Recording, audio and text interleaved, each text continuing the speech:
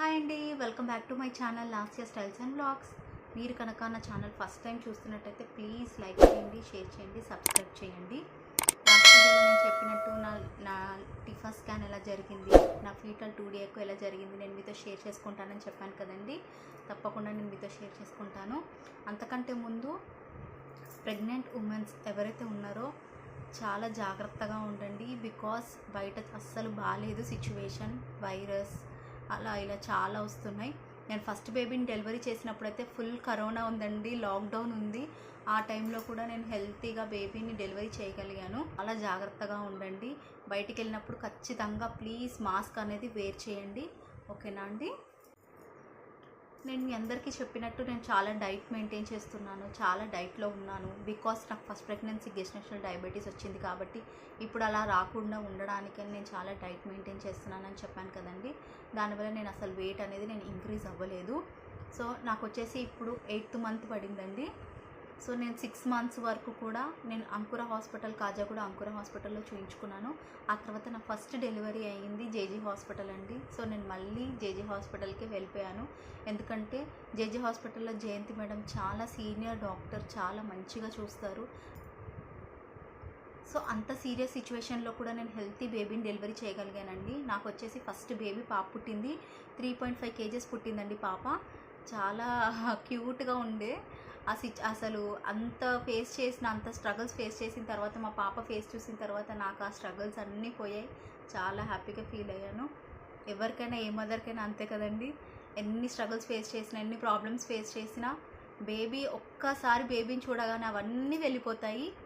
So ఇప్పుడు ఇది నా సెకండ్ ప్రెగ్నెన్సీ. నా సెకండ్ ప్రెగ్నెన్సీ జర్నీ మీతో కంటిన్యూస్గా నేను షేర్ చేసుకుంటాను. సో మీకు చెప్పినట్టుగా నేను జేజే హాస్పిటల్కి వెళ్ళానని చెప్పాను కదండి. సో నాకు జేజే హాస్పిటల్ వెళ్ళిన తర్వాత మనకి ఇలాంటి ఒక ఫైల్ అనేది ఒకటి ఇస్తారు. సో ఒకవేళ అక్కడ అడుగుతారండి, మనం డెలివరీ అవ్వాలనుకుంటున్నామా లేదా, లేకపోతే ఓన్లీ చెకప్కే వచ్చారా అని అడుగుతారు. లేదు మనం డెలివరీ కావాలి అని అనుకుంటే చెప్తే మనకు అనేది ఇలాంటిది ఒకటి ఫైల్ అనేది రాస్తారండి. ఇది వచ్చేసి మనం ప్రీవియస్గా మన రికార్డ్స్ ఏంటి, మన బ్లడ్ టెస్ట్ ఏంటి, మనవన్నీ ఇందులో ఇలా అన్నీ మెయింటైన్ చేస్తారు. ఇదిగోండి నాకు ఇక్కడ నా డీటెయిల్స్ అన్నీ మెన్షన్ చేశారు. ఫస్ట్ ఇలా బేబీ పుట్టింది, ఫస్ట్ టైం నేను ఇలా ఇన్సులిన్లో ఉన్నానని కూడా ఇలా మెన్షన్ చేశారు. సో మనం చెకప్కి వెళ్ళినా, మన స్కాన్స్కి వెళ్ళినా అన్నీ ఇందులో ఇలా మెన్షన్ చేస్తారండి. సో మనం చెకప్ అయిన ప్రతిసారి మనకంటూ ఇలా ఫీడ్బ్యాక్స్, మనకేమన్నా ట్యాబ్లెట్స్, మెడిసిన్స్ ఏమన్నా ఉంటే ఇలా అన్నీ మెన్షన్ చేస్తారు. మళ్ళీ మనం నెక్స్ట్ విజిట్ ఎప్పుడు ఉంది ఏంటి అనేది ఇలా క్లియర్గా మెన్షన్ చేస్తారండి. సో నాకు లాస్ట్ టైం వెళ్ళినప్పుడు డాక్టర్ వచ్చేసి నాకు కొన్ని బ్లడ్ టెస్ట్లు రాశారు.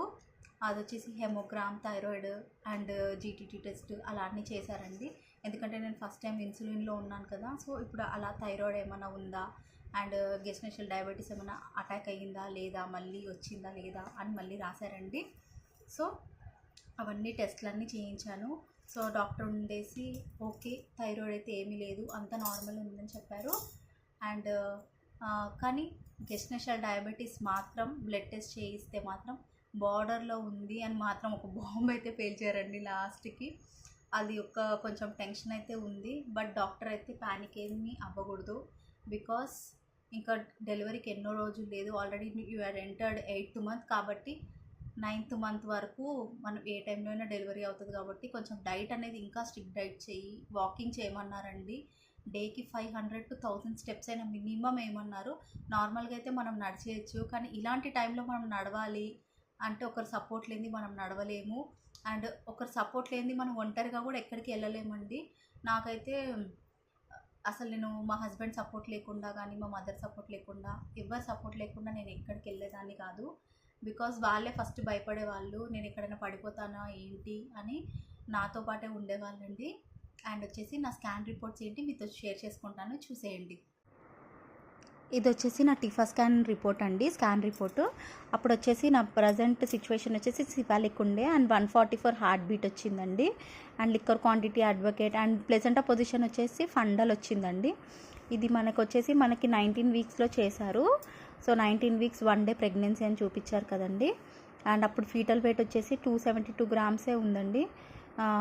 మనకి ఎవరికైనా సరే 5th month వరకు ఓన్లీ గ్రామ్స్లోనే ఉంటుంది. 7th మంత్ 8th మంత్ నుంచే మనకి ఫీటల్ వెయిట్ అనేది ఇంక్రీజ్ అవుతుందంటండి. నేను 272 గ్రామ్స్ చూసి చాలా టెన్షన్ పడ్డాను, బేబీ వెయిట్ ఎందుకు ఇంత తక్కువ ఉంది అని. బట్ డాక్టర్ అయితే చెప్పారు 7th 8th 9th మంత్లోనే baby growth అనేది అప్పుడే మనకి కేజీస్లో వస్తుంది, బిఫోర్ 6th మంత్ వరకు మొత్తం గ్రామ్స్లోనే ఉంటుందని చెప్పారండి.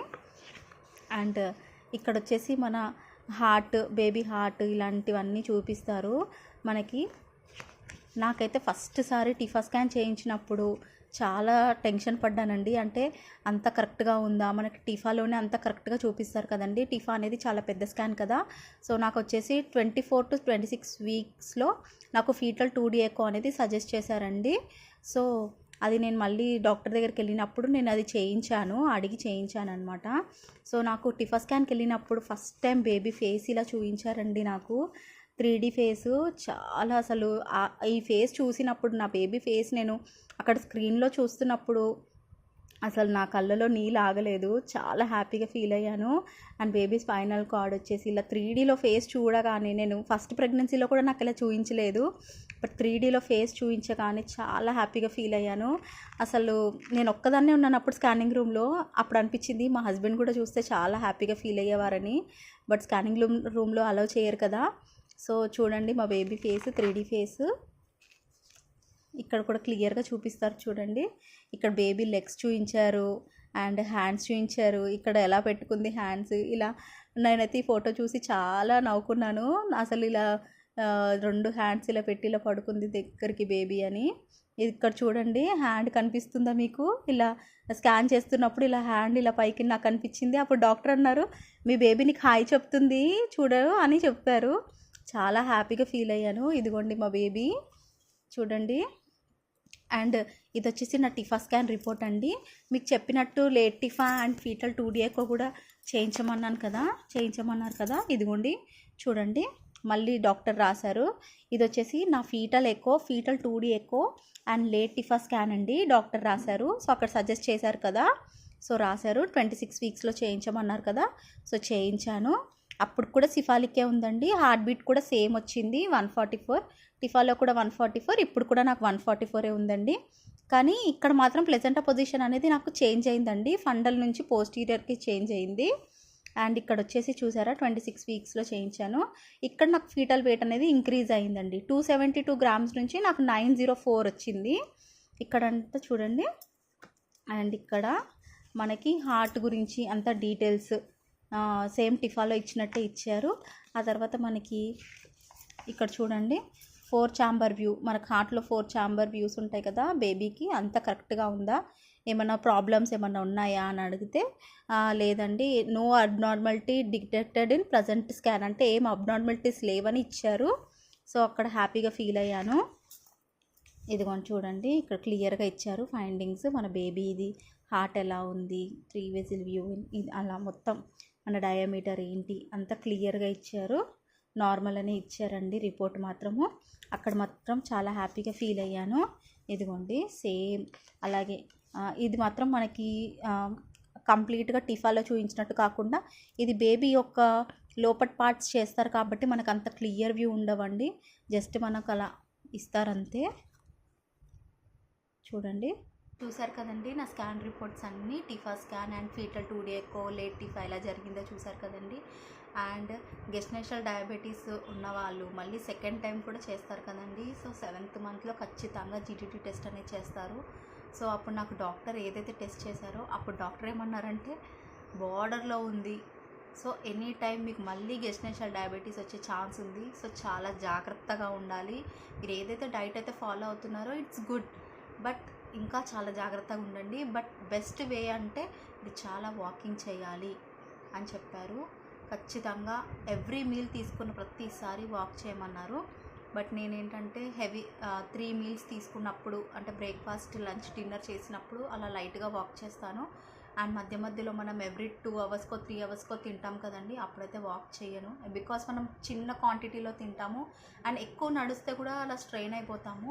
మనకి ఎంతవరకు ఓపిక ఉంటేనే అంతవరకే నడవమన్నారు డాక్టర్ చెప్పారు కదా, మనం ఎక్కువ నడిచేయాలి, గబగబా నడిచేయాలి, మనకి అలా ఏముండదు.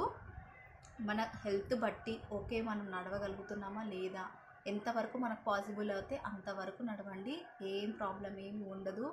సో నేను అదే ఒకటి నేను దేవుడిని కోరుకుంటున్నాను. సో ఫస్ట్ బేబీని ఎలా అయితే హెల్తీగా నేను బేబీని డెలివరీ చేయగలిగాను, సెకండ్ బేబీ కూడా ఏ కాంప్లికేషన్స్ లేకుండా సో హెల్తీగా బేబీ రావాలని కోరుకుంటున్నాను. ప్లీజ్ దయచేసి వీడియో చూసిన ప్రతి ఒక్కరూ బ్లెస్ చేయండి అండ్ లైక్ చేయండి, సబ్స్క్రైబ్ చేయండి. అండ్ నాకు వచ్చేసి నెక్స్ట్ విజిట్ వచ్చేసి గ్రోత్ స్కాన్ రాశారండి. సో ఖచ్చితంగా మీకు నెక్స్ట్ విజిట్లో నాకు గ్రోత్ స్కాన్ ఎలా జరిగింది, డాక్టర్ ఏమన్నారు, ఓకే బేబీ వెయిట్ ఏమైనా ఇంక్రీజ్ అయ్యిందా, మళ్ళీ ఏమైనా కాంప్లికేషన్స్గా ఏమైనా చెప్పారా లేదా అన్నీ నేను మీతో షేర్ చేసుకుంటాను. ప్లీజ్ లైక్ చేయండి, షేర్ చేయండి, సబ్స్క్రైబ్ చేయండి. Thank you so much for watching my video.